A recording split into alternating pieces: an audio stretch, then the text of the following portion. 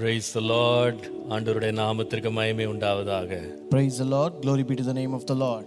மீண்டும் ஒரு முறை இந்த காலை வேளையிலே நாம் தேவ சமூகத்திலே கூடி வர, அவரை ஆராதிக்க, அவருடைய நாமத்தை மகிமைப்படுத்த, அவருடைய வார்த்தையை நாம் தியானிக்க கர்த்தர் நமக்கு கொடுத்த சந்தர்ப்பத்திற்காக கர்த்தரை ஸ்தோத்திரிக்கிறேன். I once again thank God for giving us grace to come to His presence, to meditate His word, to praise Him and to glorify and magnify His name. நம்முடைய தேவன் ரொம்ப நல்லவர். Our God is good. இந்த காலையிலே நாம் அவரை உண்மையாய் தேடும்போது நமக்கு பலன் அளிக்கிறவர். When we diligently seek Him in this morning, He will surely reward us. இந்த காலையிலே கர்த்தர் நம்மோடு பேசும்படியாக அவருடைய இன்ப முகத்தை நாம் நோக்கி பார்ப்போம். Let us seek His face that the Lord may speak with us this morning. காலையும் மாலை எவ்வேளையும் கர்த்தரை கருத்துடன் பாடிடுவே. காலையும் மாலை எவ்வேளையும் கர்த்தரை கருத்துடன் பாடிடுவே.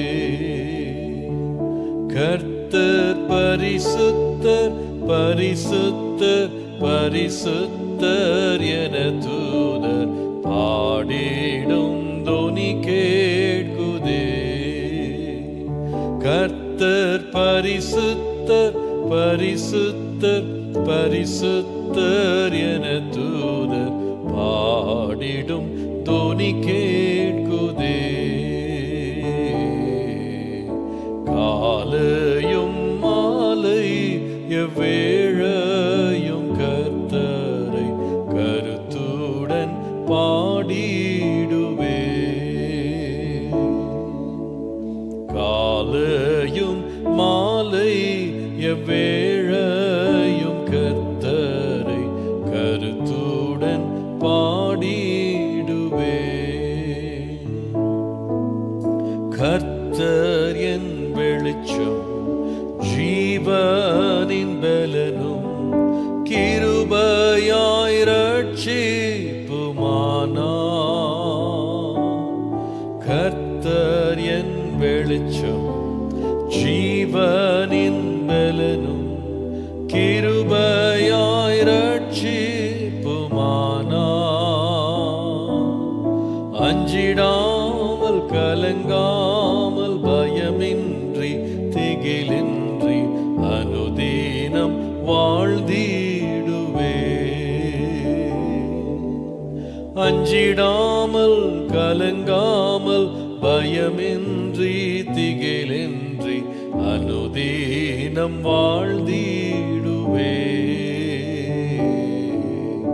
காலையும் மாலை எவ்வேளையும் கர்த்தரை கருத்துடன் பாடிடுவே. காலையும் மாலை எவ்வேளையும் கர்த்தரை கருத்துடன் பாடிடுவே.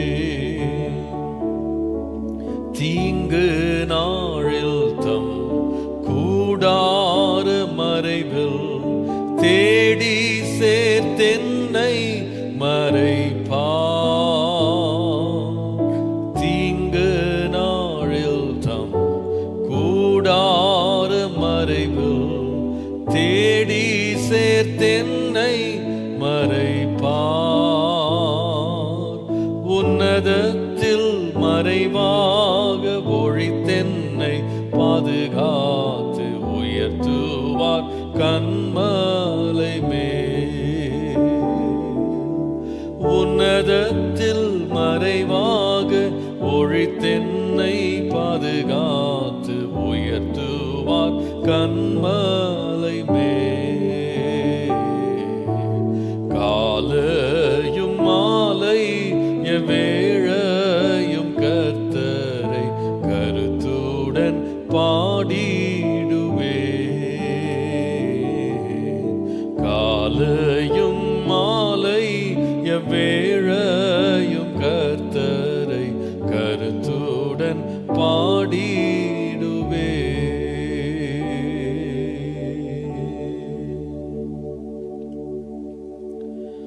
இரக்கமும் கிருபையும் உள்ள எங்கள் நல்ல பிதாவே, உம்முடைய செல்ல குமாரனாகிய இயேசு கிறிஸ்துவின் நாமத்தினாலே உம்மண்டை நாங்கள் வருகிறோம். Our holy and merciful Father, we come to your presence in the name of your Lord and Savior Jesus Christ. ஒரு புதிய நாளை எங்கள் வாழ்க்கையிலே கூட்டி தந்தீர்.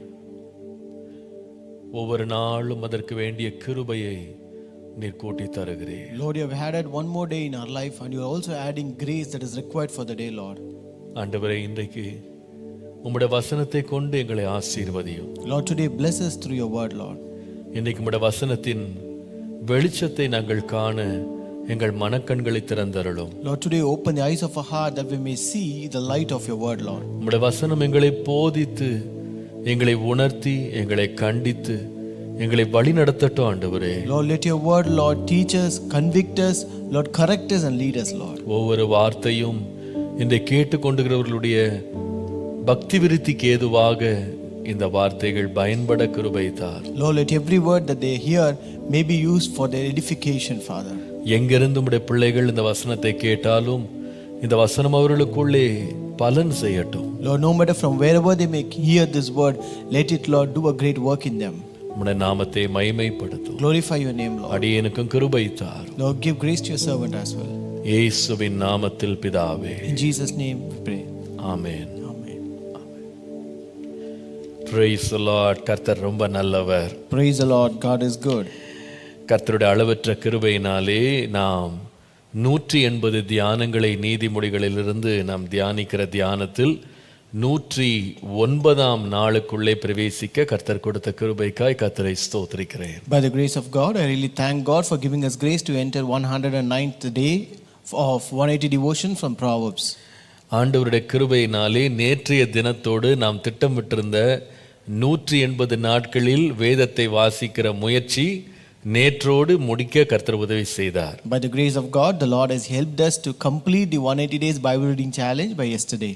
நீங்கள் அநேகர் அதில் உற்சாகம் காட்டி நீங்கள் 180 நாட்களில் வேதத்தை வாசித்து நீங்கள் முடிக்க தேவ கிருபை பெற்றிருக்கிறீர்கள் என்று நான் நிச்சயமாய் நம்புகிறேன். And I also believe that many of you have taken part in that and have also received the grace to complete the Bible in 180 days. நேற்றைய தினத்தில் பெங்களூர்ல இருந்து என்னை ஒரு குடும்பம் வந்து சந்தித்தாங்க. So yesterday a family from Bangalore came and visited me. அவர்களுக்கு 2 குமாரர்கள், ஒருவருக்கு 10 வயது, இன்னொருவருக்கு 9 வயது. They have 2 sons, one is 10 years old and the other one is 9 years old. அவர்கள் என்னோடு பேசி கொண்டிருக்கும்போது சொன்னாங்க, பாஸ்டர், என்னுடைய பிள்ளைகள் வந்து 40 நாள்ல பைபிள் படிக்கிறதையும் படிச்சு முடிச்சிட்டாங்க, 180 நாள்ல பைபிள் படிக்கிறதையும் டிசம்பர்லயே முடிச்சிட்டாங்க பாஸ்டர்னு சொன்னாங்க. And as they were speaking to me, they said, my pastor, both my sons have completed reading the Bible.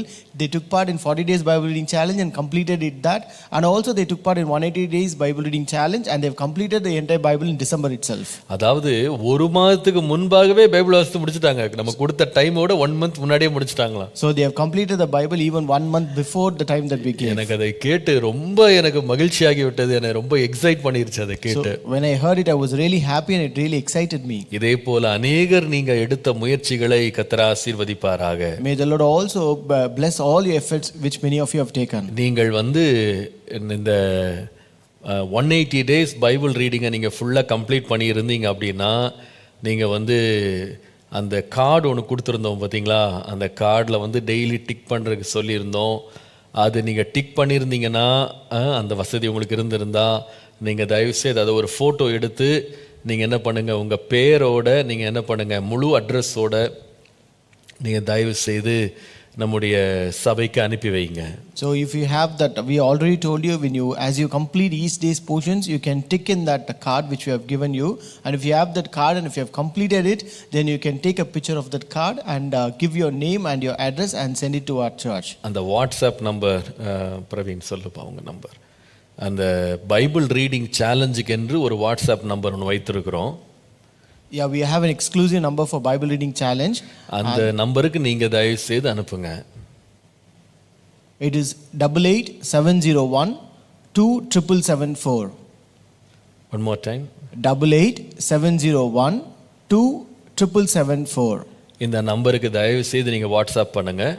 You can send that pictures to this WhatsApp number, உங்களுக்கு ஒரு விசேஷித்த ஒரு சர்டிபிகேட்டை நாங்கள் அனுப்பி வைப்போம். and we will send you a special certificate. கர்த்தர் உங்களை ஆசீர்வதிப்பாராக. கர்த்தர் உங்களோடு இருப்பாராக. May God bless you. May God be with you. இந்த வருஷமும் கர்த்தருக்கு சித்தமானா திரும்ப இது இன்னொரு முறை தொடரும். So if God willing, we will again be continuing this in this year. கர்த்தர் தாமே இந்த முயற்சிகளை ஆசீர்வதித்து பெரிய பலனை கிருபையாய் தருவாராக. May the Lord bless all these efforts and give a great reward for us. அவருக்கு எல்லா துதியும் எல்லா கனமும் மகிமையும் ஸ்தோத்திரமும் இன்றும் என்றும் சதா காலங்களும் உண்டாவதாக. All glory, honor and praise be to the Lord forever and ever. அதே போல நாம இந்த பைபிள் ரீடிங் சேலஞ்சில் நாம 3 எக்ஸாம் வைத்திருந்தோம். நீங்க வாசித்த வேத பகுதிகளை நீங்க நன்றாய் கற்றுக்கொள்வதற்கு ஏதுவாக 3 எக்ஸாம்ஸ் வைத்திருக்கிறோம். And also in this Bible reading challenge, we have a part of it as a Bible quiz, a Bible exam in 3 phases. 2 exams ஆண்டவர் கிருபையினால முடிந்து விட்டது. By the grace of God, we have completed 2 phases of exams. இப்பொழுது நமக்கு 3rd phase, 3வது phase எக்ஸாமுக்கு நம்ம போயிருக்கிறோம். Now we are going to enter the 3rd phase exam. இந்த 3வது phase நமக்கு உண்மையா பார்த்தா இந்த வர்ற சனிக்கிழமை ஞாயிற்றுக்கிழமை இருந்திருக்கணும். So actually officially to say that this exam ought to be conducted on coming Saturday and Sunday. ஆனால் அநேகர் எங்கிட்ட கேட்டுக்கொண்டாங்க, பாஸ்டர் நாங்க இன்னும் ஃபுல்லா படிச்சு முடிக்க முடியல, கொஞ்சம் டிலே ஆயிடுச்சு, எங்களுக்கு கொஞ்சம் டைம் கொடுங்க, நாங்க திரும்ப எழுதுறதுக்கு கொஞ்சம் 3rd எக்ஸாமுக்கு தயவு செய்து கொஞ்சம் எக்ஸ்ட்ரா டைம் கொடுங்கன்னு சொன்னாங்க. So many of you have asked that you are not able to complete the portion on time, so you need some more time and extension of time for you to get prepared for the exam. ஆகவே உங்களுடைய விருப்பத்தின்படி நான் இந்த எக்ஸாமை பிப்ரவரி மாதம் 26, 27 சனிக்கிழமை ஞாயிற்றுக்கிழமை இந்த 3 எக்ஸாமுடைய ஃபைனல் எக்ஸாமை வைத்திருக்கிறோம். So as you desired, we have planned to conduct this 3rd phase Bible exam on 26th and 27th of February. குறித்துக் கொள்ளுங்கள். Note down the February 26, 27. It is February 26 and 27. அதிலே நீங்கள் உங்க எக்ஸாம்ஸை எழுதும்படி அன்பாய் கேட்டுக்கொள்கிறோம். We request you to take part in that exam in those days. இதை குறித்து விரிவாக ஒரு விளக்கமாக ஒரு வீடியோ நான் பதிவிடுகிறேன். And I will also give a video on this regard. கர்த்தருடைய நாமத்திற்கே மகிமை உண்டாவதாக. Glory be to the name of the Lord. நீங்க இந்த 180 days கம்ப்ளீட் பண்ணியிருந்தா acabrc.com என்கிற வெப்சைட்ல கூட நீங்க ரெஜிஸ்டர் பண்ணலாம். If you have completed this 180 days Bible reading challenge, you can also register in acabrc.com website. உங்களுக்கு வேண்டிய சர்டிபிகேட்டை நாங்கள் அனுப்பி வைப்போம். We will send you the certificates. கர்த்தர் தாமே நம்மை ஆசீர்வதிப்பாராக. May God bless us all. தொடர்ந்து நாம் ஆண்டவருடைய வார்த்தையை தியானிக்கலாம். Let us continue our devotion from the word. நீதிமொழிகள் 4ஆம் அதிகாரம் முதல் 4 வசனங்களை நாம் கவனித்துக் கொண்டிருக்கிறோம். இன்றைக்கு நாம் 3வது 4வது வசனத்தை வாசிக்கலாம். So we are continually meditating from Proverbs chapter 4, first 4 verses. Today let us read verses 3 and 4. 3-4 Verses 3 and 4. நான் என் தகப்பனுக்கு பிரியமான குமாரனும் என் தாய்க்கு மிகவும் அருமையான ஒரே பிள்ளையுமானவன். அவர் எனக்கு போதித்து சொன்னது, உன் இருதயம் என் வார்த்தைகளை கைக்கொள்ள கடவது, என் கட்டளைகளை கைக்கொள், அப்பொழுது பிழைப்பாய். For I too was a son to my father, still tender and cherished by my mother. Then he taught me and he said to me, take hold of my words with all your heart, keep my commands and you will live.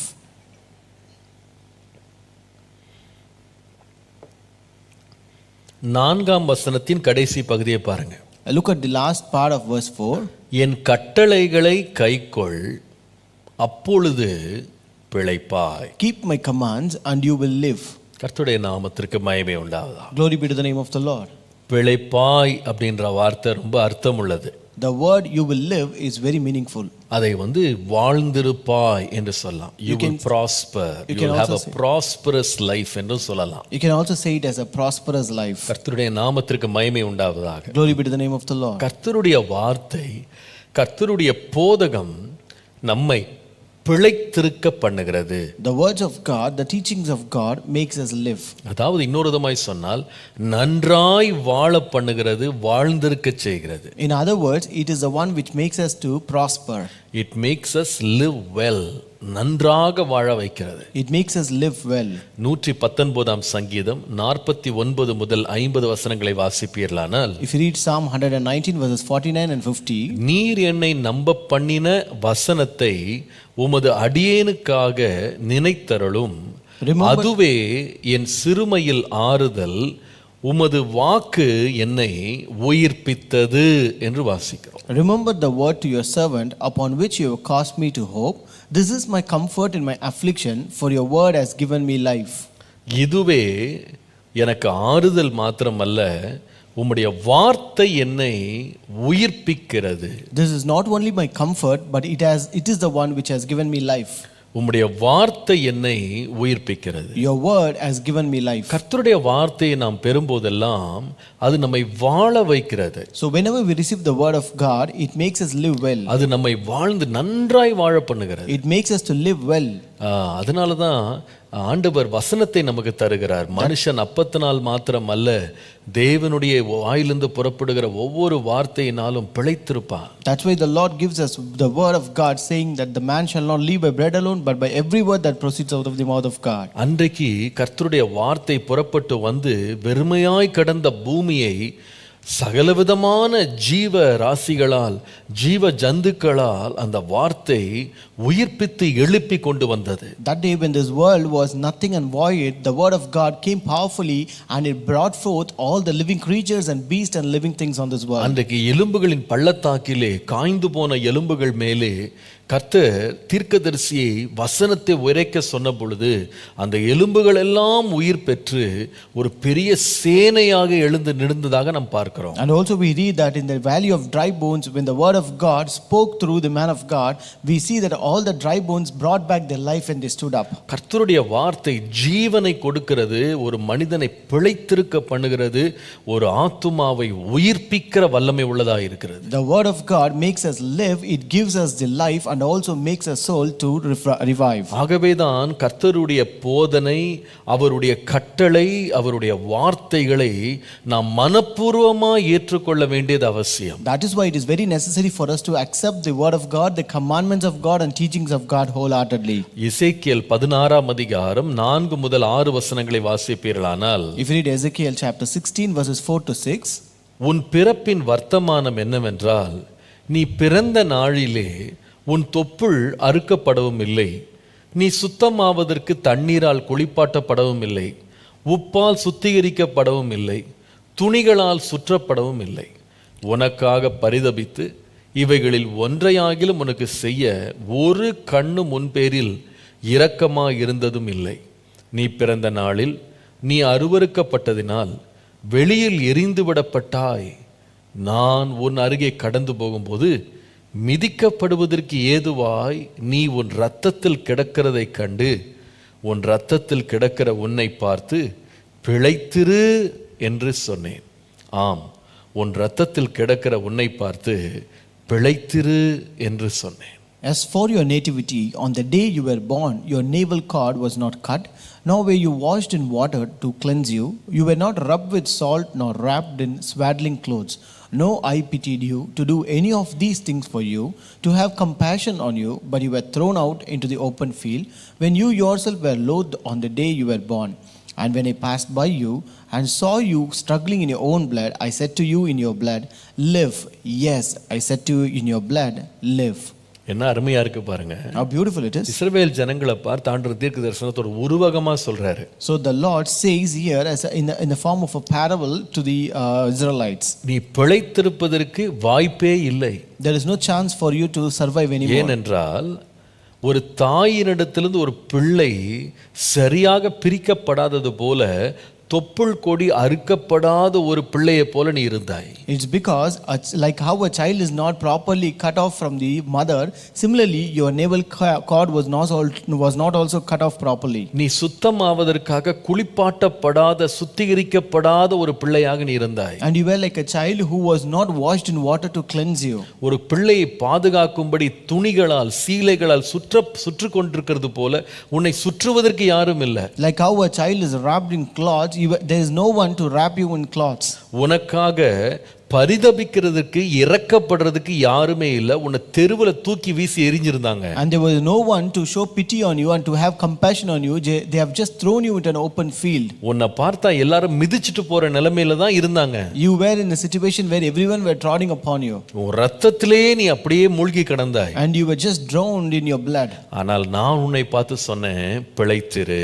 But I said unto you, live. அதோட விளைவு என்னன்னு கேட்டீங்கன்னா, அடுத்த வசனங்களை வாசித்தீங்கன்னா, அந்த சாக கிடந்த பிழைப்பதற்கு வாய்ப்பே இல்லாத பிள்ளை வந்து பிழைச்சு இருந்து எழும்பி வளர்ந்து பெரிய ஆளாயிருது. So but when you read the consequence or the end of the part, when you read the verses following that, you can see this child who was always struggling to survive lived and prospered there. கர்த்தருடைய நாமத்திற்கு மகிமை உண்டாவதாக. Glory be to the name of the Lord. இந்த பிழைப்பு என்று சொல்ற வார்த்தை வந்து நாம ஏதோ சர்வசாதாரணமா ஒரு உயிர் வாழ்ந்துட்டு இருக்கிறோம் அப்படின்ற அர்த்தத்துல இங்க சொல்லப்படல. So here the word live doesn't say or mean just surviving alone. 3 யோவான் 2ஆம் வசனத்தை நீங்கள் வாசிப்பீர்களானால், If you read 3 John verse 2, பிரியமானவனே, உன் ஆத்துமா வாழ்கிறது போல நீ எல்லாவற்றிலும் வாழ்ந்து சுகமாயிருக்கும்படி வேண்டுகிறேன் என்று வாசிக்கிறோம். Here we read, beloved, I pray that you may prosper in all things and be in health just as your soul prospers.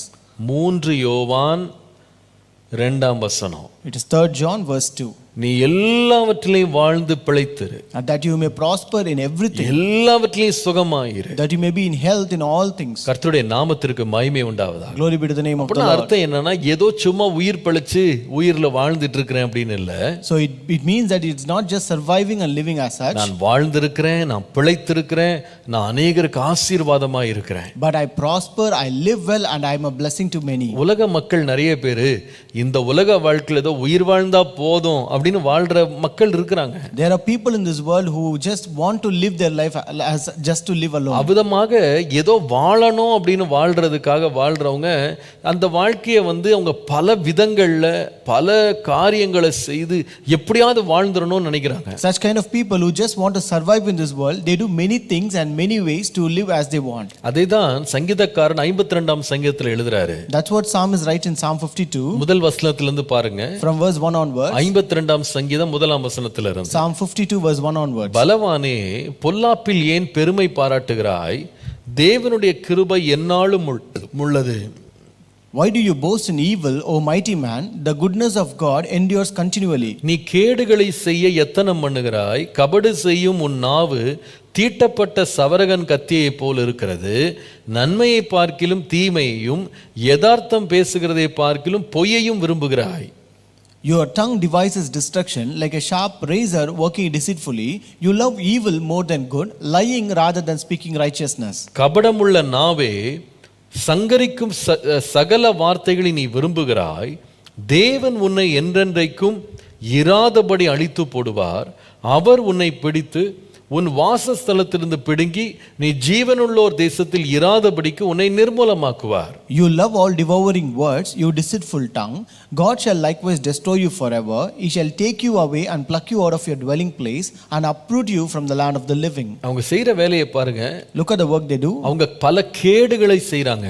They do many kind of destructive works. அவங்க நாவு வந்து கபடம் உள்ளதாக தீட்டப்பட்ட சவரகன் கத்தியை போல இருக்கிறதா. And their tongue is like a sharp razor and working deceitfully. அவங்க நன்மையை பார்க்கிலும் தீமையை விரும்புறாங்க, உண்மையை பார்க்கிலும் பொய்யை பேச விரும்புறாங்க. They love evil more than good and they want to lie rather than speaking truth. இங்க பாருங்க, இவ்வளவெல்லாம் செய்து வாழ்க்கையை வாழ்ந்துடணும் அப்படின்னு முயற்சி பண்ணாலும் கர்த்தர் அவர்களை வாழ விடுறது இல்ல. Though they try to and struggle to live in doing all these things in their life, the Lord is not letting them live. 7ஆம் வசனத்தை நீங்க பார்ப்பீங்களானா, If you read verse 7, நீதிமான் எப்படி இருக்கிறான்னு பாருங்க. look how the righteous is. சங்கீதம் 52:7. Psalm 52:7. அங்க வாசிக்கும் போது, இதோ தேவனை தன் பலனாக கொண்ட தன் பலனாக தேவனை தன் பலனாக எண்ணாமல் தன் செல்வ பெருக்கத்தை நம்பி தன் தீவனையினால் பலத்து கொண்ட மனுஷன் இவன்தான் அப்படின்னு சொல்லுவார்கள்.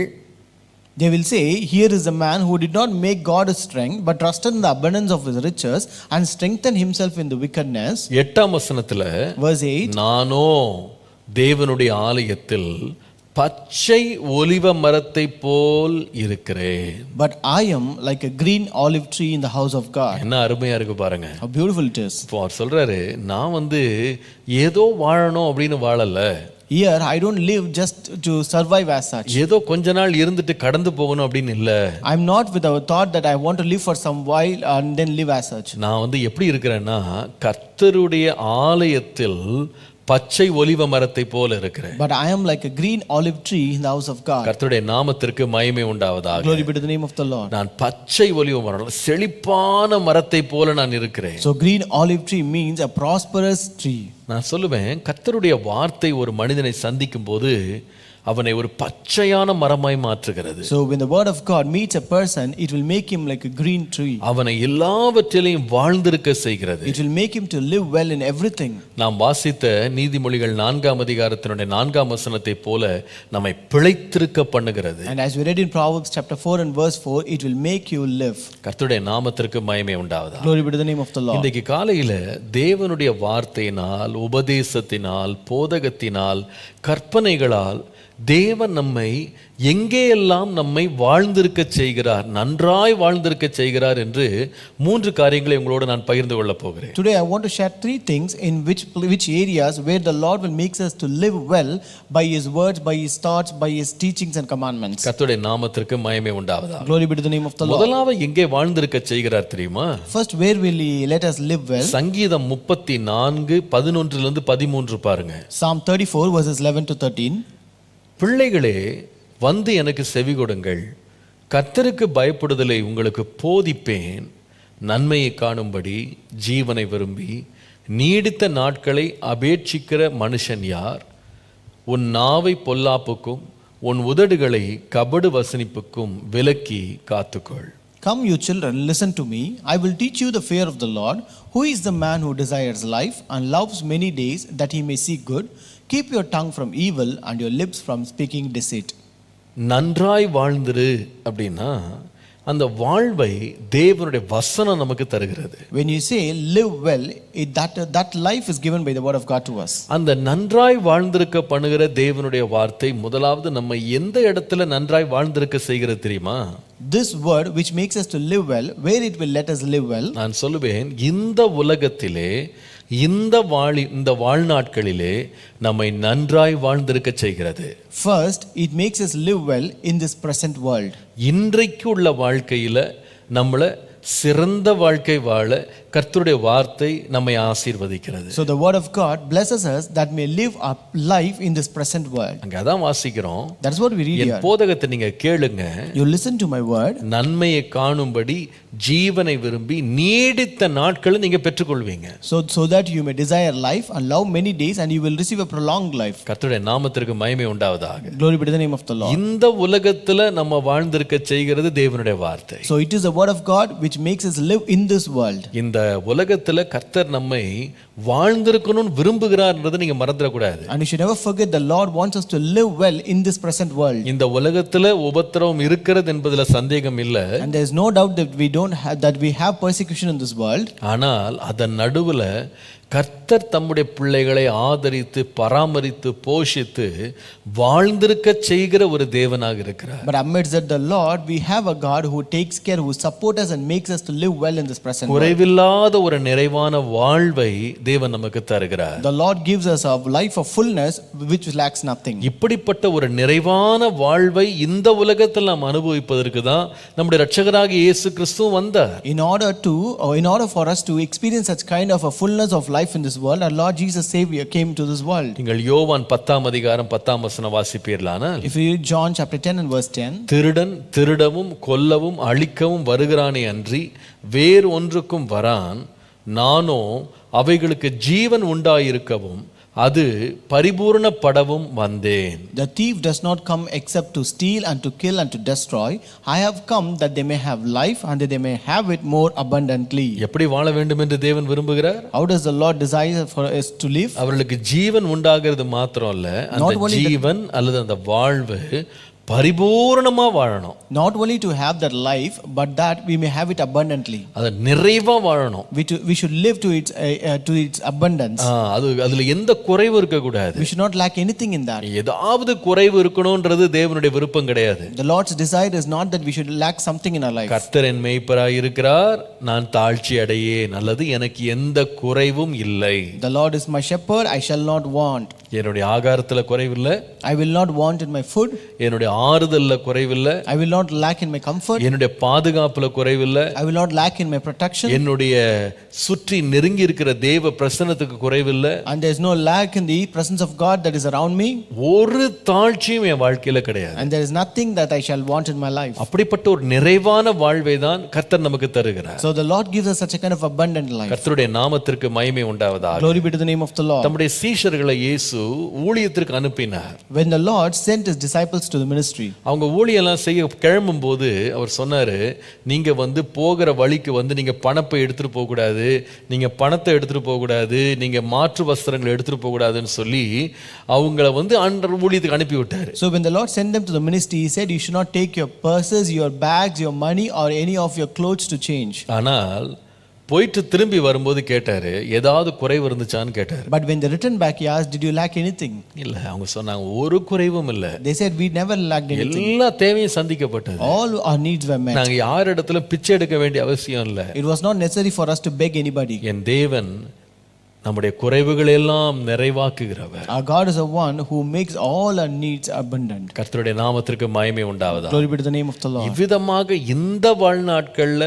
நாம சுகமா வாழ, நம்ம நல்வாழ்க்கை வாழ, பரிபூரண ஜீவனோடு வாழதான் ஆண்டவர் தம்முடைய வசனத்தை நமக்கு அனுப்பி நம்மை ஆசீர்வதிக்கிறார். And the Lord sends his word, his teachings only in this present world that we may live a perfect life, abundant life in this world. வேதம் முழுவதும் கொடுக்கப்பட்ட எல்லா கற்பனைகளும் மனுஷனுடைய வாழ்க்கையை நசுக்கி பிழிகிறது கிடையாது.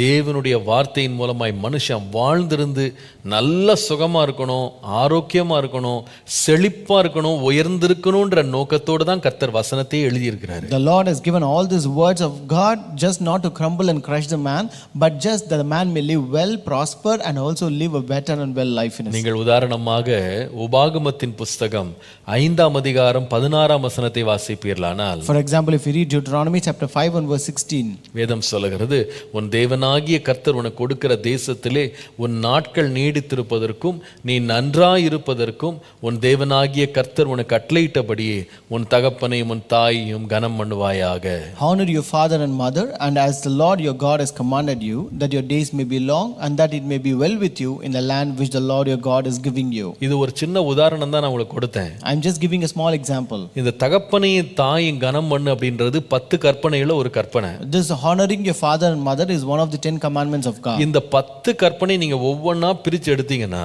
So if you take each commandment one by one, அத்தனை கற்பனைகளும் எதற்காய் கொடுக்கப்பட்டதுன்னா மனுஷன் இந்த உலகத்துல நன்றாய் வாழ்ந்திருக்கும்படி கொடுக்கப்பட்டது. all the commandments are given so that man may live well in this present world. இங்க பாருங்க, ரொம்ப அழகா விளக்கி இருக்கிறார் பாருங்க. Here it is very beautifully explained. நீ எதற்காக உன் தகப்பனின் தாயும் கனம் பண்ணணும்? Why you should honor your father and your mother? கர்த்தர் உனக்கு கொடுக்கிற தேசத்துல உன் வாழ்நாட்கள் நீடித்திருக்கணும். That you may live long in the land which the Lord has given you. நீ நன்றாய் இருக்கணும். That you may be well with you. கர்த்தருடைய நாமத்திற்கு மகிமை உண்டாவதாக. Glory be to the name of the Lord. அப்ப நான் தைரியமா சொல்லுவேன், So I could tell you கர்த்தர் boldly, நம்முடைய வாழ்நாட்களை நன்றாய் இருக்கவும் நீடித்திருக்க பண்ணவும் தேவன் நமக்கு கொடுத்த வசனத்தை நாம கனம் பண்ண வேண்டியது அவசியம். So for God to give us a prolonged life and so that we may live well, the word of God that is given to us is very much அப்போ essential. கர்த்தருடைய போதகத்தை கேட்கும்போது நாம நன்றாய் வாழ்ந்திருக்கிறோம். So when we listen to the word of God, we live well. எங்கே அப்படின்னு கேட்டா,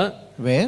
இந்த உலக வாழ்வில். Life in this present world. கர்த்தருடைய நாமத்திற்கு மகிமை உண்டாவதாக. Glory be to the name of the Lord. இரண்டாவது, இந்த போதகத்தை கேட்டா, கர்த்தருடைய வசனத்தின்படி நம்ம வாழ்ந்தா இந்த பிரசன்ட் வேர்ல்ட்ல மாத்திரம் நாம வாழ்ந்திருக்கிறவர்களாய் மாத்திரம் அல்ல.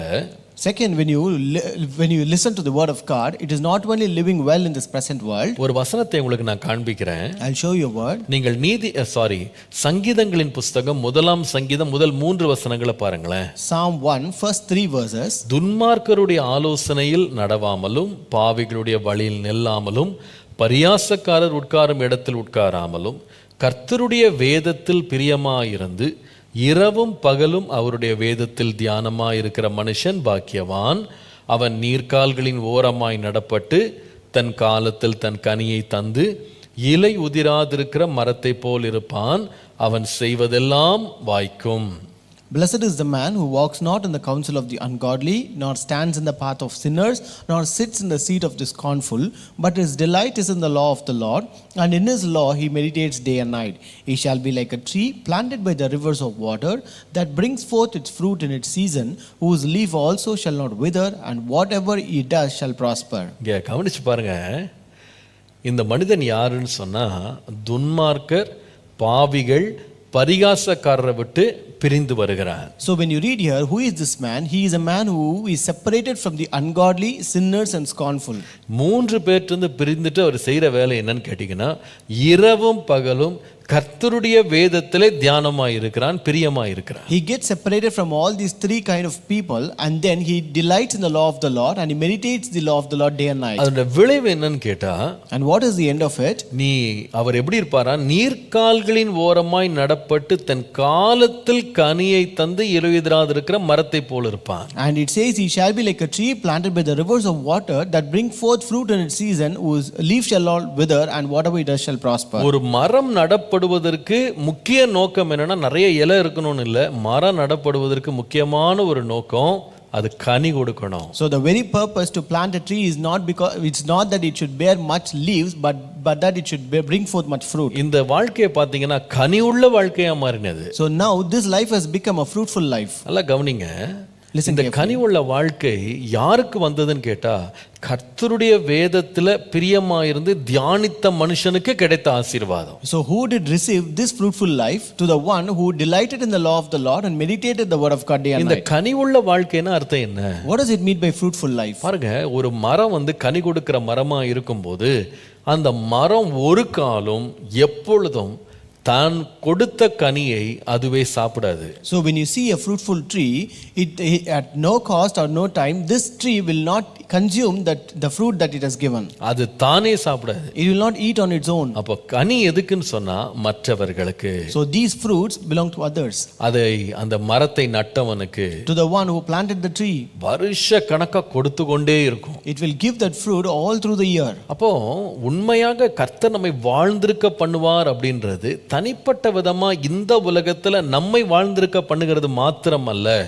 So when it says that you will live well in this world, it's not that the Lord will make us to live well in the present world alone. நமக்காக மாத்திரம் அல்ல. Not only for us alone. நான் சொல்லுவேன், கர்த்தருடைய வேதத்தினுடைய போதகத்துல நீங்க பிரியமா இருந்து அதை ஏற்றுக்கொள்வீர்களானால், If you delight in the word of God and accept it, கர்த்தர் என்ன கொடுப்பார்னா, மற்றவர்களுக்கு பிரயோஜனமுள்ள ஒரு வாழ்க்கையை கர்த்தர் நமக்கு தருவார். the Lord will give us a life that profits others. ரெண்டாவது, அதான் ரொம்ப முக்கியமான காரியம். The second important thing is the one. எப்படிப்பட்ட வாழ்க்கை? What kind of life? மற்றவர்களுக்கு பிரயோஜனம் உண்டாக்குகிற ஒரு வாழ்ந்திருத்தல். Life that profits others. கர்த்தருடைய நாமத்திற்கு மகிமை உண்டாவதாக. Glory be to the name of the Lord. ஆண்டவர் நம்மை உண்டாக்கும் போதே இதான் அவருடைய பெரிய திட்டமாக இருந்தது. When God created, this was his greatest plan. நாம் வாழ்ந்திருக்கணும், நாம் ஆசீர்வாதமா இருக்கணும். We should live and we should prosper. அதே வேளையில நம் மூலமாய் அநேகர் வாழ்ந்திருக்கணும். And also through us many people should be blessed. நாம் அநேகருக்கு கனி கொடுத்து அவர்களுடைய பசியை ஆற்றணும். We should give fruits to many others and quench their hunger. அநேகருக்கு பிரயோஜனமா இருக்கணும். And we should be useful to many others. இதைதான் ஆண்டவர் ஆபிரகாமுக்கு வாக்குத்தத்தமா கொடுத்தார். And this is what the Lord gave as a promise to Abraham. ஆதியாகமம் 12ஆம் அதிகாரம் முதல் 2 வசனங்களை பாருங்க. Look at Genesis chapter 12 first 2 verses. கர்த்தர் ஆபிரகாமை நோக்கி, நீ உன் தேசத்தையும் உன் இனத்தையும் உன் தகப்பனுடைய வீட்டையும் விட்டு புறப்பட்டு நான் உனக்கு காண்பிக்கும் தேசத்துக்கு போ. நான் உன்னை பெரிய ஜாதியாக்கி உன்னை ஆசீர்வதித்து உன் பேரை பெருமைப்படுத்துவேன். நீ ஆசீர்வாதமாய் இருப்பாய். Now the Lord had said unto Abraham, Get thee out of thy country and from thy kindred and from thy father's house unto a land that I will show you, and I will make of thee a great nation, and I will bless thee and make thy name great, and thou shalt be a blessing. நீ எப்படி இருக்க வேண்டும்? How you are supposed to நீ be? மற்றவர்களுக்கு ஆசீர்வாதமாக இருக்க வேண்டும். You shall be a blessing to others. பாருங்க, நம்முடைய இரட்சகராகிய இயேசு கிறிஸ்து இந்த உலகத்திலே வந்தார். Our Lord and Savior Jesus Christ came into this world. அவர் வந்து அவர் வாழ்க்கையிலே சாதித்த காரியம் காரியம் என்ன? What did he achieve by coming to this world? வேதம் சொல்லுகிறது அவர் ஊழியம் கொள்ள வராமல் ஊழியம் செய்யும்படி வந்தார். The Bible says he did not come to be served but to serve. Mark 10:45 வாசிக்கிறோம். We read in Mark 10:45. அநேகரை மீட்கும் பொருளாக தம்முடைய ஜீவனை கொடுக்கவும் வந்தார். And he came to give his life a ransom for many. அநேகரை மீட்கும்படி. That he may serve many. யோவான் 6:51 பாருங்க. If you look at John chapter 6 verse 51. நான் வானத்திலிருந்து இறங்கின ஜீவ அப்பம், இந்த அப்பத்தை புசிக்கிறவன் என்றென்றைக்கும் பிழைப்பான். நான் கொடுக்கும் அப்பம் உலகத்தின் ஜீவனுக்காக நான் கொடுக்கும் என் மாமிசமே என்று சொன்னார். I am the living bread which came down from heaven. If anyone eats of this bread, he will live forever. And the bread that I shall give is my flesh, which I shall give for the life of the world. கர்த்தருடைய வார்த்தை ஒருவனுக்குள்ளே கிரியை செய்து அதை அவன் கேட்டு கீழ்ப்படிந்து அதன்படி நடக்க அவன் தன்னை அர்ப்பணித்து விட்டால், நான் ரொம்ப தைரியமா சொல்லுவேன், கர்த்தர் அவனை வாழ்ந்திருக்க செய்யறது மாத்திரம் இல்ல, அவனை அநேகரை வாழ வைக்கிறவனாய் கர்த்தர் மாற்றுகிறார். When the word of God works in a man of God, and when he accepts it and does according to the word of God, then I would tell you, it not only makes him live in this present world, but it also makes him live a life that will profit others. அநேகருக்கு ஆசீர்வாதமா, That he become a profitable to others. அநேகரை வாழ்ந்திருக்க செய்கிறவனாய் மாறுவான். That he will make others to live. ரோமர் 16:3-4 பாருங்க. Look at Romans 16 verses 3 and 4. கிறிஸ்து இயேசுவுக்குள் என் உடன் வேலையாட்களாகிய பிரிஸ்கில்லாளையும் ஆக்கில்லாளையும் வாழ்த்துங்கள். அவர்கள் என் பிராணனுக்காக தங்கள் கழுத்தை கொடுத்தவர்கள். அவர்களை பற்றி நான் மாத்திரமல்ல, புறஜாதியர்கள் உண்ட சபையார் எல்லாரும் நன்றி அறிதல் உள்ளவர்களாய் இருக்கிறார்கள். Greet Priscilla and Aquila, my fellow workers in Christ Jesus, who risked their own necks for my life, to whom not only I give thanks, but also all the churches of the Gentiles. கர்த்தருடைய நாமத்திற்கு மகிமை உண்டாவதாக. Glory be to the name of the Lord. இவங்க என்ன செய்றாங்களா? What did they do? பவுலுக்காக இந்த ஆக்கிலாலும் பிரிஸ்கில்லாலும் தங்களுடைய கழுத்தை நீட்டினாங்கன்னு போட்டிருக்கு. We read that this Aquila and Priscilla, they risked their own necks for Paul. தங்களுக்காக அவங்க வாழணும்னு நினைக்கல. They did not have a thought to live for themselves. தேவனுடைய ராஜ்யத்துக்காக வாழணும். They wanted to live for the kingdom of God. அநேகருடைய ஆசீர்வாதத்துக்காக வாழணும். They wanted to live for the benefit of many others. இதுதான் இயேசுவினுடைய ஒரு தன்மை. And this is the characteristic of Jesus. மத்தேயு 16:25 வாசிப்பீர்கள். ஆனால் If you read Matthew 16 verse 25, 24 இருந்தே வாசிக்கலாமே. from verse 24 onwards. இயேசு தம்முடைய சீஷர்களை நோக்கி, ஒருவன் என்னை பின்பற்றி வர விரும்பினால் அவன் தன்னைத்தான் வெறுத்து தன் சிலுவை எடுத்துக்கொண்டு என்னை பின்பற்ற கடவன். Then Jesus said to his disciples, if anyone desires to come after me, let him deny himself and take up his cross and follow me. தன் ஜீவனை ரட்சிக்க விரும்புகிறவன் அதை இழந்து போவான்.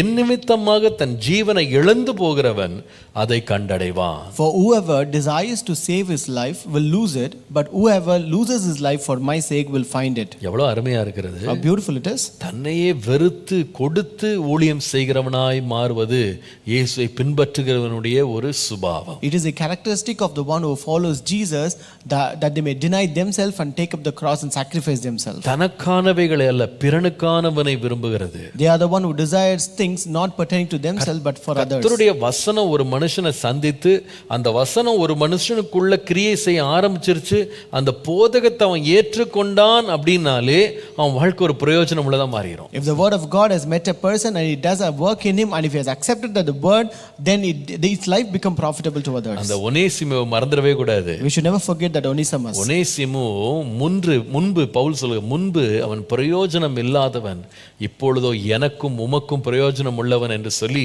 பிலமோனுக்கு அவர் எழுதினார். When Paul wrote to Philemon about Onesimus, he said, earlier he was not profitable to you, but now he has become profitable to you and me. கர்த்தருடைய நாமத்திற்கு மகிமை உண்டாவதா. Glory be to the name of the Lord. நம்ம வாழ்க்கையில கர்த்தருடைய வேதமும் வசனமும் நம்மை சந்திக்குமானால் நிச்சயமாகவே நம்மை பிரயோஜனம் உள்ளவர்களாய் அது மாற்றும். So even in our life, when the scripture and the word of God meets us, it will surely make us profitable to அப்போ others. முதலாவது நான் சொல்லுவேன், கர்த்தருடைய வார்த்தை நம்ம போதகத்தை ஏற்று ஏற்றுக்கொள்ளும் பொழுது இந்த உலகத்துல நம்மளை வந்து வாழ்ந்திருக்க செய்கிறது. So first I tell you, when we accept the word of God, that word will make us to live a life in this present world. இரண்டாவது அது மற்றவர்களை வாழ்ந்திருக்க செய்கிறது. And second, it will make us live a life that profits others. எல்லாவற்றுக்கும் மேலாக மூன்றாவது ஒரு காரியத்தை கர்த்தருடைய வார்த்தை செய்கிறது. And above all, the third thing that the word of God does. யோவான் 6ஆம் அதிகாரம் 63 இருந்து 68 பாருங்களேன். John chapter 6 verses 63 to 68. ஆவியே உயிர்ப்பிக்கிறது, மாம்சமானது ஒன்றுக்கும் உதவாது. நான் உங்களுக்கு சொல்லுகிற வசனங்கள் ஆவியும் ஜீவனுமாய் இருக்கிறது. It is the spirit who gives life, the flesh profits nothing. The words that I speak to you are spirit and they are life. ஆண்டவர் அடுத்து வாசிக்கிறோம். ஆகிலும் உங்களில் விசுவாசியாதவர்கள் சிலர் உண்டு, விசுவாசியாதவர்கள் இன்னார் என்றும் தம்மை காட்டி கொடுப்போன் இன்னார் என்றும் ஆதி முதலாக இயேசு அறிந்திருந்தபடியால் இயேசு சொல்லுகிற வார்த்தை, ஒருவன் என் பிதாவின் அருளை பெறாவிட்டால் என்னிடத்தில் வரமாட்டான் என்று இது நிமித்தமே உங்களுக்கு சொன்னேன் என்றார்.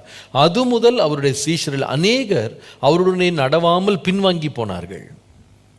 But there are some of you who do not believe, for Jesus knew from the beginning who they were who did not believe and who would betray him. And he said, therefore I have said to you that no one can come to me unless it has been granted to him by my Father. From that time many of his disciples went back and walked with him no more. ரொம்ப அழகா இருக்கு பாத்தீங்களா? It is very beautiful. சொல்றேன், என் வசனம் எப்படிப்பட்டது? He says, what kind of my word? அது மாம்சமானது கிடையாது. It is not of flesh. நான் வந்து சொல்லுகிற வசனங்கள் ஆவியாகவும் ஜீவனாகவும் இருக்கிறது. He says, the words that I speak are spirit and they are life. அதை ஏற்றுக்கொண்டதை விசுவாசிக்கிறவனுடைய வாழ்க்கையில பெரிய ஆசீர்வாதத்தை கொடுக்கிறது. And it brings great blessing to the one who accept it and believe it. ஆனால் இந்த வசனத்தை வந்து விசுவாசியாமல் ஏற்றுக்கொள்ளாமல் ஒரு பெரிய கூட்டம் பின்வாங்கி போயிட்டாங்க. But a great multitude did not believe this and accept this and went away.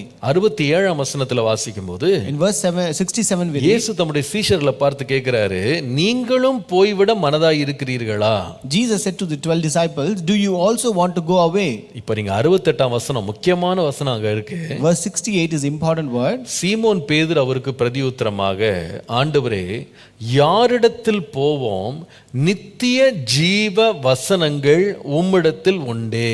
But Simon Peter answered him, Lord, to whom shall we go?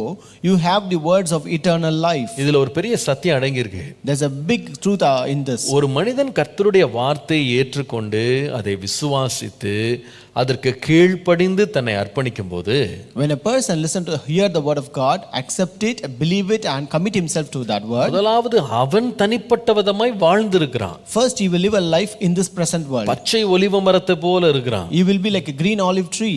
அந்த வசனத்தினால் அவன் செழிக்கிறான். And he will be prosperous because of that word. இரண்டாவது அந்த வசனம் என்ன செய்கிறதுனா, அவனை கனி கொடுக்கிறவனாய் மாற்றி அநேகர் அந்த கனியை புசித்து பிழைத்திருக்கும்படி அநேகருக்கு ஆசீர்வாதமாய் அவன் மாறுகிறான். Second, that word will make his life a fruitful one, and he will live a life that will be profiting others. அதே வேளையில மூன்றாவது ஒரு காரியத்தை கர்த்தருடைய வசனம் செய்கிறது. And the third thing which the word of God does, அது என்ன தெரியுமா?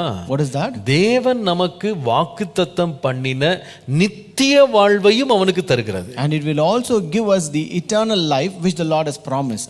தேவன் வாக்குத்தத்தம் பண்ணின நித்திய வாழ்வு. It gives us an eternal life that is promised to us. பாருங்க, அழகா அதனால தான் பேதுரு ரொம்ப தேவனுடைய ஆவியினால் ஏவப்பட்டவனாய் சொல்லுகிறான். That is why Simon Peter, being provoked by the Spirit of God, says here, அவன் சொல்லுகிறான், ஆண்டவரே, நாங்கள் யாரிடத்துல போவோம்? நித்திய ஜீவ வசனங்கள் உம்மிடத்தில் உண்டு. எனக்கு அந்த வார்த்தை ரொம்ப பிடித்திருந்தது. Lord, to whom shall we go? You have the words of eternal life. இந்த வசனம் என்பது இந்த உலகத்தோடு நம்மை வந்து வாழ வைத்து நின்று போகிற ஒரு வசனம் கிடையாது. So this word is not a word which will just make us to live in this present world alone. இல்ல, இந்த வார்த்தை என்பது ஏதோ வெறுமனே மற்றவர்களுக்கு நான் ஆசீர்வாதமா மாறதுக்கு என்னை செழிக்க பண்ணுகிற வசனம் மாத்திரம் கிடையாது. This word is not a word where it will just profit other people alone. இந்த வசனத்தை, இந்த போதகத்தை, இந்த கற்பனைகளை ஒருவன் கேட்டு அதன்படி அவன் செய்வானானால், But if a person listen to this word, hear it, accept it and do according to the word, அந்த வசனம் எப்படிப்பட்டதாய் வெளிப்படுகிறதுனா நித்திய ஜீவ வசனமாக வெளிப்படுகிறது. that word is revealed in the form of words of eternal life. அதுதான் நம்முடைய நோக்கம். அதுதான் தேவன் நமக்கு கொடுத்த நித்திய வாக்குத்தத்தம். And that is our purpose and that is the eternal promise which the Lord has given us. நாம் ஏன் வேதத்தை வாசிக்க வேண்டும்? Why should we read the Bible? ஏன் இந்த வேதத்தின் போதனைகளை நம்ம கேட்கணும்? Why should we hear the teachings of the Bible? ஏன் இந்த கற்பனைகளை நம்ம கைக்கொள்ளணும்? Why should we follow the commandments of the Bible. ஏதோ இந்த உலகத்தோட நம்முடைய வாழ்க்கை முடிந்து போறதுக்கு இல்ல. It's not just to end our life in this present world நான் alone. சொல்லுவேன் இந்த வசனங்கள் நித்திய ஜீவ வசனங்கள். I tell you, these words are words of eternal life. வானம் ஒளிந்து போனாலும் பூமி ஒளிந்து போனாலும் இந்த வசனம் ஒன்றுமே ஒளியாது. Even the heaven and earth may fail, but no word will fail in this world. கர்த்தருடைய நாமத்திற்கு மகிமை உண்டாவதா. Glory be to the name of the இதை Lord. எழுதினவர் ஆவியானவர். It is the Spirit of God who wrote it. அவர் அழியாதது போல அவருடைய வார்த்தை அழியாது. Like how he is not perishable, his word is also not perishable. ஆகவேதான் 23ஆம் சங்கீதம் 6ஆம் வசனத்துல வாசிக்கிறோம். That's why we read in Psalm 23:6. புல்லுள்ள இடங்களில் மேய்க்கப்பட்ட ஆடு சொல்லுகிறது. The sheep that is being taken in the green pasture, it அமர்ந்த says. தண்ணீர் அண்டை கொண்டு போகப்பட்ட ஆடு சொல்லுகிறது. The sheep that is taken among the still waters, it says. என் ஜீவனுள்ள நாளெல்லாம் நன்மையும் கிருபையும் என்னை தொடரும். Surely goodness and mercy shall follow me all the days of my life. ஆனால் என்னுடைய இந்த உலகத்திலுள்ள ஜீவிய நாட்கள் மாத்திரம் அல்ல. But not only the life that I live in this present world alone. முடிவு எங்க கிளைமேக்ஸ் எங்கன்னு கேட்டீங்கன்னா, Where is that climax? நான் கர்த்தருடைய வீட்டிலே நீடித்த நாளாய் நிலைத்திருப்பேன். And I will dwell in the house of the Lord forever. எவ்வளவு முக்கியம். How important it is. இந்த வசனத்தை நம்ம போதகத்தை நம்ம ஏற்றுக்கொண்டு அதை வாசித்து தியானித்து அதை கீழ்ப்படியும் போது அது நமக்குள்ள ஒரு பெரிய நன்மையை, நித்திய வாழ்வுக்குரிய நன்மையை நமக்கு செய்கிறது. When we hear this, when we accept it, and when we do and obey according to the word of God, it does a great blessing thing in our life. நம்ம கர்த்தருடைய வசனத்தை வெறும் இந்த வாழ்க்கைக்காக மாத்திரம் நம்ம வச்சுக்கிட கூடாது. We should not take the word of God only to live in this present world alone. இம்மைக்காக மாத்திரம் நாம் வாழ்வோமானால் நம்ம பரிதபிக்கப்படத்தக்கவர்களாக இருப்போம். If we live only for this present world, then we will be pathetic. இன்னைக்கு நிறைய பேர் கர்த்தருடைய வசனத்தை இந்த உலகத்துல உள்ள ஆசீர்வாதத்துக்காக மாத்திரம் பயன்படுத்துவது ரொம்ப வேதனை. And it is really grieving when many people use the word of God just for the blessings of the present world alone. பாருங்க, நீங்க அத இந்த உலகத்திற்குரிய ஆசீர்வாதம் இருக்குன்னு நான் சொன்னேன், அது ரொம்ப அவசியம். I told you we have blessings in this present world and it is very much necessary for ஆனா us. அதோட நிறுத்திட கூடாது. But we should not stop with that. பாருங்க, சில பேருக்கு டெய்லி இந்த கேலண்டர் வசனம் வாசிக்கிற ஒரு பழக்கம் இருக்கு. And some people have the habit of reading the calendar verse daily. அது தப்பு கிடையாது. That is not wrong. வாசிக்கிறதுக்காக தான் கேலண்டர்ல வசனம் போட்டுருக்கு. So we have printed verses in the calendar just to read. அது வாசிக்க கூடாதுன்னு கிடையாது. It's not that you should not read it. நம்ம சர்ச் டைரி எடுத்தீங்கன்னா டெய்லி ஒரு வசனம் அதுல கீழே எழுதி இருக்கும். If you take a church diary, you can find a verse every day in the diary. அந்த வசனங்கள் எந்த வசனமா இருந்தாலும் நம்மோடு பேசும். So no matter whatever verse it might be, it will speak with us. Daily அந்த வசனத்தை வாசித்து, ஆண்டவரே இந்த நாள் அந்த வசனம் என் வாழ்க்கையில் நிறைவேறணும் அப்படின்னு கேட்கிற தப்பு இல்ல. It is not wrong when you read that verse for the day and ask God that that word may be fulfilled in your life in that day. ஆண்டவரே இன்றைக்கு இந்த வசனம் என் வாழ்க்கைக்கு நன்மையாக ஆசீர்வாதமாக மாறணும், வாக்குத்தத்தமா அதை மாறணும்னு எதிர்பார்க்கிற தப்பு இல்ல. And it is not wrong that if you expect that this verse should become a promise for the day in your life. ஆனா வேத வசனத்தை இந்த உலகத்துக்காக மாத்திரம் பயன்படுத்தக்கூடாது. But we should not use the word of God only for this present world alone. நான் சொல்லுவேன், அப்படி இருக்குமானால் 1 கொரிந்தியர் 15:32 போல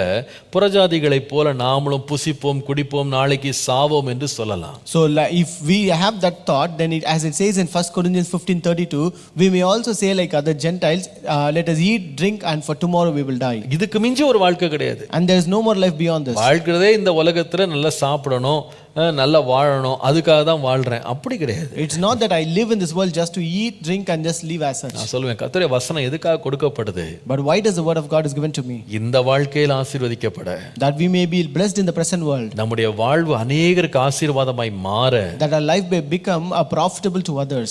அது மாத்திரமல்ல, நம்முடைய வாழ்க்கையை நித்திய ராஜ்யத்திற்கு ஆயத்தப்படுத்த, and also to prepare our life for the eternal life. இந்த வசனமே எப்படிப்பட்ட வசனம்னு பேதுரு சொல்றாருன்னா, நித்திய ஜீவ வசனம். As Peter says, these are the words of eternal life. கர்த்தருடைய நாமத்திற்கு மகிமை உண்டாவதாக. Glory be to the name of the Lord. நாம் அதனால இன்றைக்கு வசனத்தை வாசிக்கும் போது நம்ம மனசுல ஒரு நினைவு இருக்கணும், இன்றைக்கு இந்த வசனத்தை நான் வாசித்து தியானித்து பிரியமாயிருந்து அதை ஏற்றுக்கொண்டு அதுக்கு நான் கீழ்ப்படியும் போது இந்த உலகத்தோட ஆசீர்வாதம் நிற்கிறது இல்லை, என்னை நித்திய ராஜ்யத்துக்கு கொண்டு போய் சேர்க்கிற வரைக்கும் இந்த வசனமானது நித்திய வாழ்வுக்கும் என்னை வாழ வைக்கும்படி பிரயோஜனம் உள்ளது. So as we read the word of God today, we have to have a thought. It's as we read it, meditate it, and take it and accept it, this word not only makes me to live well in this present world, but it will also prepare me for the life that is promised in the eternal kingdom. ஆகவே தான் நாம் வாசிக்கிறோம், திரளான பொன் வெள்ளியை பார்க்கிலும் நீர் விரும்பின